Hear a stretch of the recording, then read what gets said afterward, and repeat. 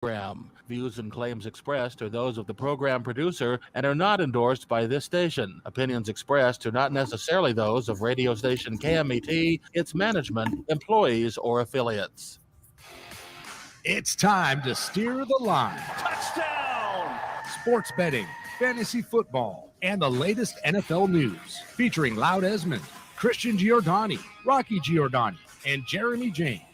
Bet on us to make you a better better. What? Let's get ready to steer the line. Good afternoon, everyone. Welcome to another segment of Steer the Line. I am your host, Christian Giordani, and we have Mr. Loud Esmond, who seems to be attended somewhere else.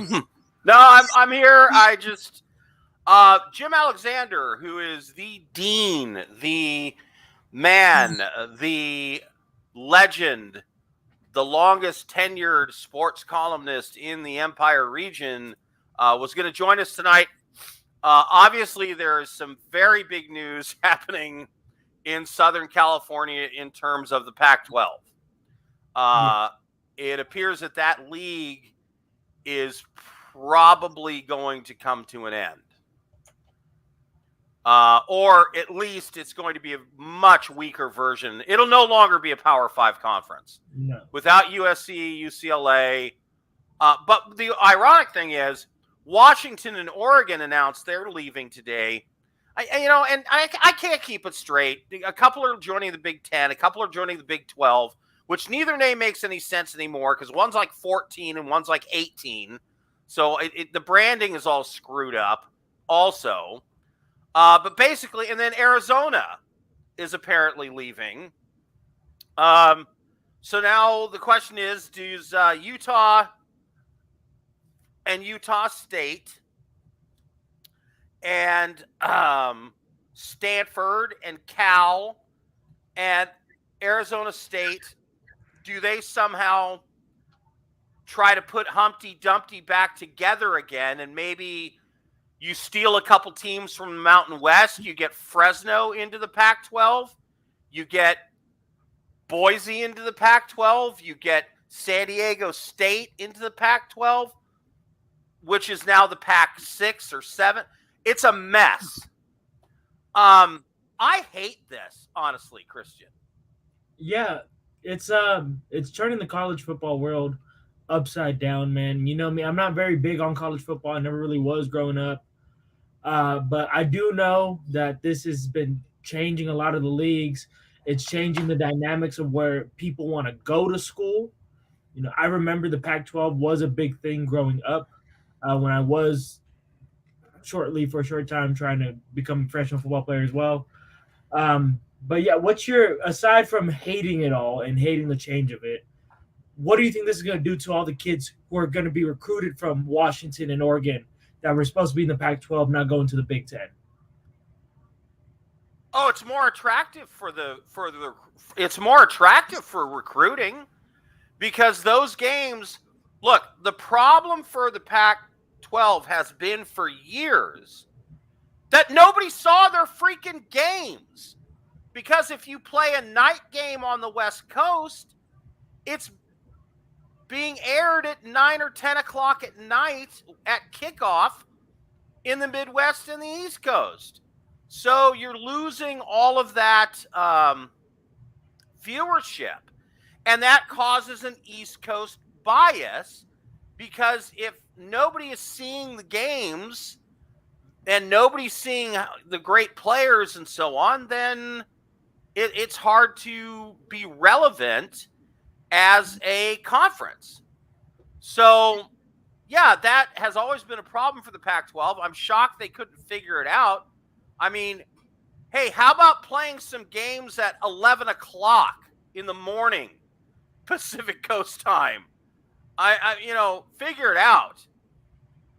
I know they figure the night games bring in more revenue, but yeah, I hate the whole thing. Christian, did we lose you completely? No, I'm here.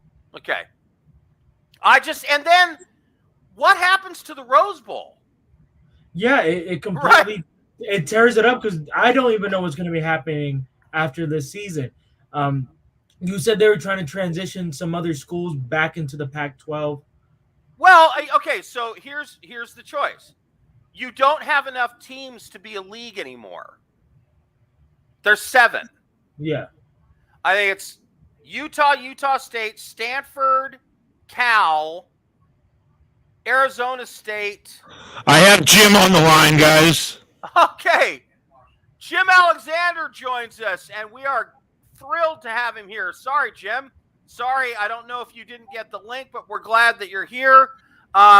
We're talking about what's going on with the Pac 10, 12, 6, 7. Can you just bring everybody up to speed as to where we are right now? I think it's probably going to be the Pac-4. Oh, man. It's crazy. And I wrote the column this morning that should be online now. It's just been a comedy of errors over the last decade or so, and the last 2 commissioners, and that's all led up to this. And the whole idea that the commissioner keeps saying, yeah, we're going to have a media rights deal and it's going to be great, and just be patient because the more time we take, the better it's going to be. And it turned out to be anything but. I mean, it's obvious why Oregon and Washington are going to the Big Ten. It's obvious why Arizona is going to the Big 12, and they're probably going to have ASU and Utah join them. It's all about money. I mean, people talk about, well, we're losing the spirit of college football and this and that and the other. It's always been about money. It's just more nakedly blatant now than it's ever been. And basically Fox and ESPN and CBS and NBC, they run college football now. That's just the way it is. So none of this surprises me. It saddens me because I grew up out here. I grew up watching Pac-8 football. That tells you that'll give away how old I am. But to lose that after this coming year is going to be sad. But that's the reality of college football. Christian just turned 21 yesterday, so he has the history and experience of a gnat, whereas you and I are old guys in terms of experience. And Jim, the Rose Bowl, USC versus UCLA, Cal Stanford, Washington State, Oregon State. Those are traditions that are going to be lost, and that sucks. Well, I was at Rams camp yesterday, and I was talking to Adam Grossbard, who is now our Rams writer and was our USC writer, and he came up with this idea. When the Big Ten has its championship game, have it in the Rose Bowl. Wow. I mean, you're not going to have that Midwest versus West Coast tradition anymore that we've become so wound up in. But I mean, if you've got USC or Oregon playing Michigan or Ohio State and it's in the Rose Bowl, I mean, okay, maybe it's a few weeks early, but it's it's about as close as you're going to get. Can the Rose Bowl? I'm sorry, Jim. Go ahead. It's part of the national playoff now, so in most years it'll be a semifinal. Right. So and I remember talking to the college football playoff president, Bill Hancock, early in January, and he basically gave assurances that whenever possible, it will be New Year's Day at 2 p.m. So hopefully we can bank on that. Okay, so let me ask you this. What are the chances that, because what it looks like to me is all these teams are sort of moving up in the world. We want to go to the SEC. We want to go to the Big Ten. We want to go to the Big 12 because they're not in conferences that are as popular as that or make as much money. What are the chances that the Pac, whatever it is, can rebuild itself by, say, bringing in Boise, San Diego State, Fresno, maybe poaching 5 or 6 teams from other leagues and then rebuilding the Pac 8, 10, 12, whatever it is? I think what would be more likely is just a merger with the Mountain West Conference. I mean, they still have an automatic playoff qualifier that they can use as leverage, as a bargaining chip. But they need to be able to get some more teams into the Pac whatever to be able to qualify for that qualifier. So would you call it the Pac whatever, or would you call it like the Pac Mountain West? I don't know. I was thinking of that today when I was writing it. I mean, you can't call it the Pac West because there's a Division II conference by that name, but everything else is up for grabs, I suppose. But that and really what we are seeing is all of these conferences are supersized now. The Big Ten's going to have 18. The SEC has 16, or I think they may have 18 when Texas and Oklahoma come aboard. The Big 12 is gobbling up teams. God knows how many they're going to have.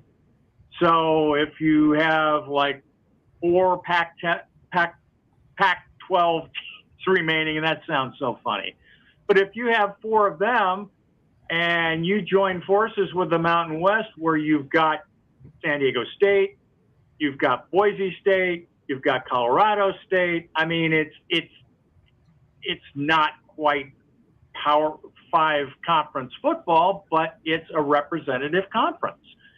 And the other thing I was going to bring up, I made this observation a couple of years ago in print, that we may be getting to the point where we have a pyramid like they do in English soccer or in soccer overseas, where you have promotion and relegation. You have the top 10 teams, and if you're in the bottom 3, then you drop down and the next ones come up. And I mean, that's as much of a meritocracy as you could have. What the hell does that do to recruiting?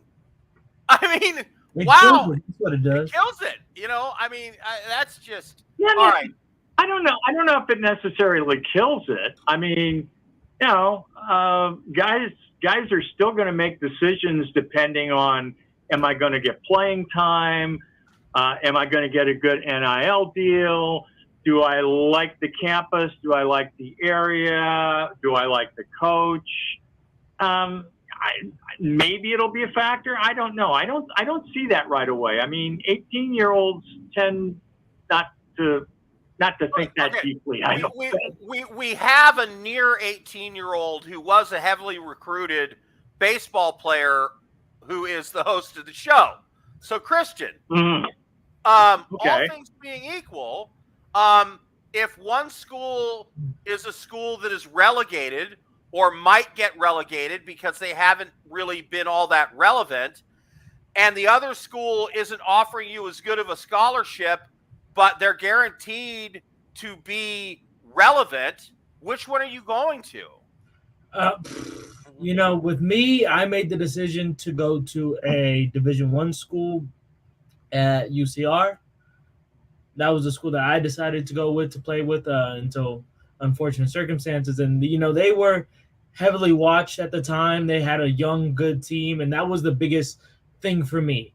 That's where everyone was watching me. Prime time is what was with me, and I was a promised starting spot.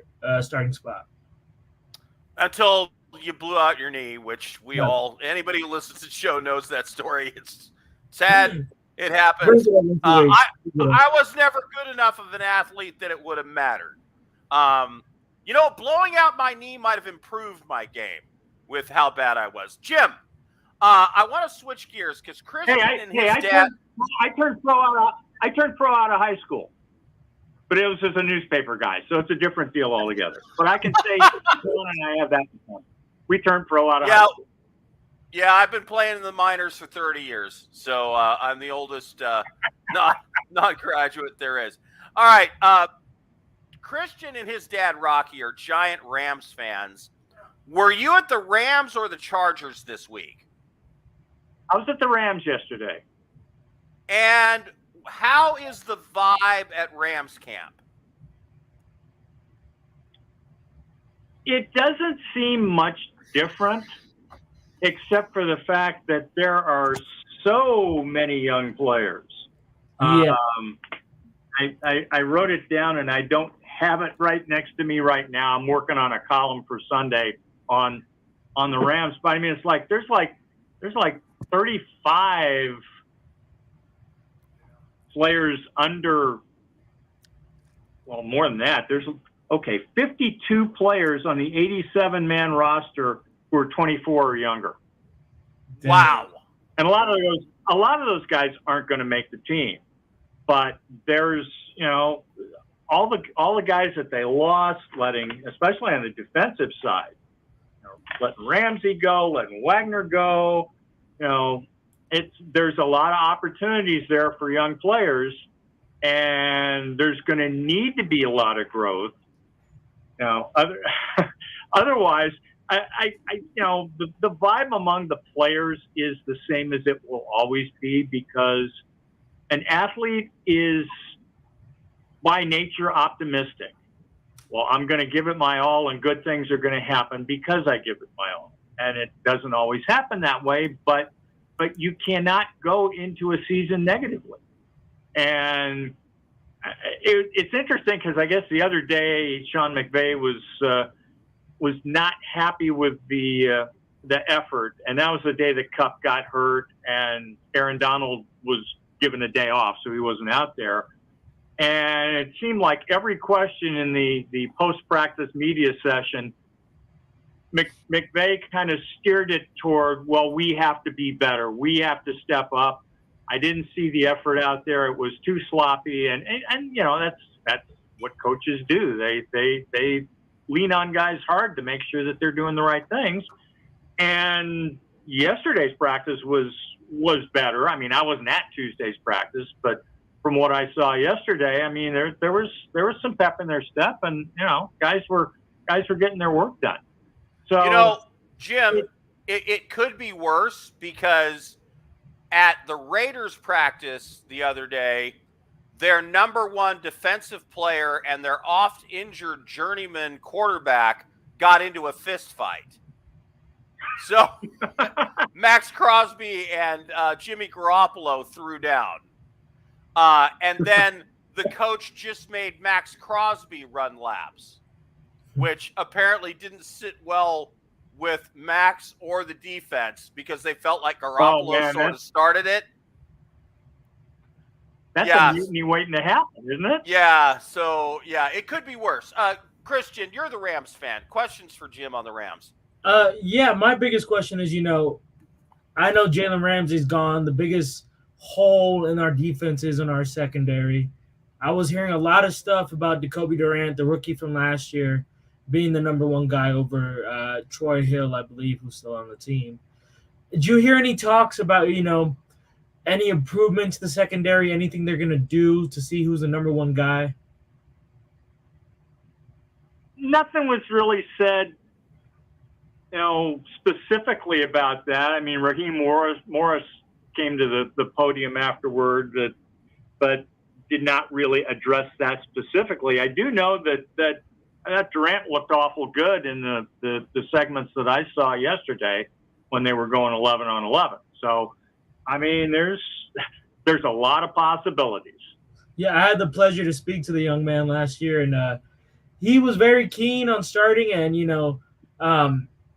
I have some contact with him, so he was saying that he's ready to go.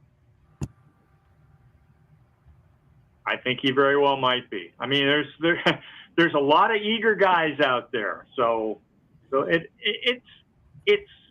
I don't want to say it's going to be fun to watch. It might not be fun to watch once the season gets going, and there's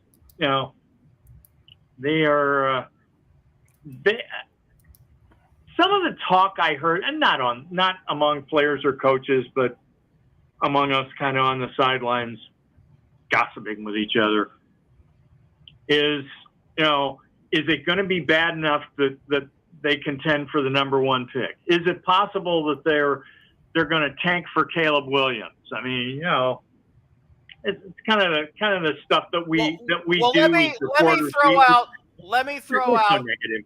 Jim, let me throw out a number here. Pro Football Focus has the 5 worst teams in the NFL as 32 the Cardinals, 31 the Texans, 30 the Rams, 29 the Colts, 28 the Panthers. So there's a chance. Yeah. I mean, the NFC West is going to be kind of brutal to watch this year, at least half of it. But I mean, it's and if you get to that point late in the season, I mean, players aren't going to lay down. I mean, because they're all playing for jobs, whether it's with their current team or with somebody else. So you're not going to have the guys on the field are going to try as hard as they can. Whether it's good enough, who knows? So I don't know how you tank unless it's in terms of who you have out there. And I don't know.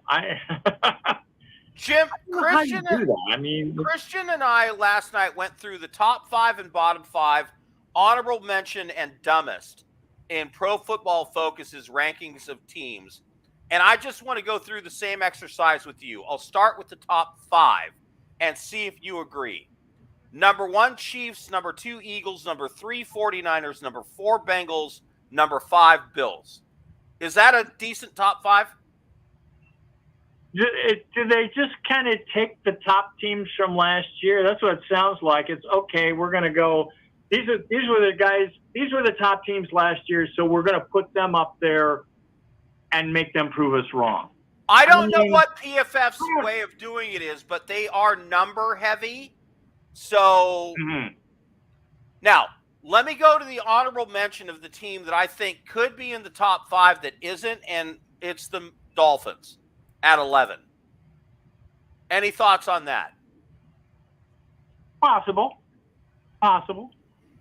And then the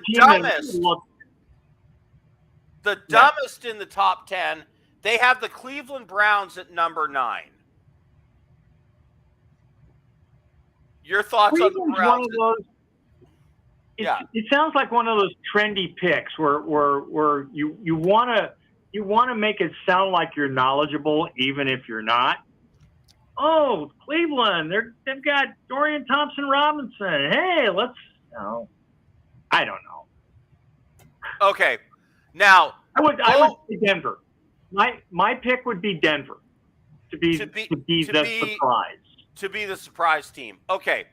Over in the bottom third, this one blows my mind. They have the Raiders as the 25th best team in the NFL and the Saints as the 26th.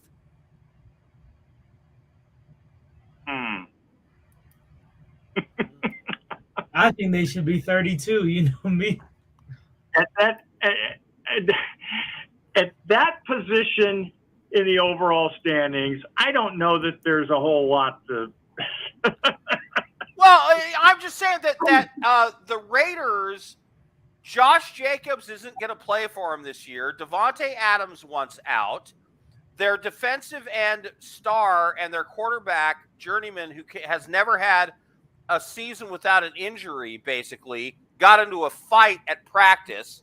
And then the coach split the team by favoring the offense and his prima donna quarterback over the defense.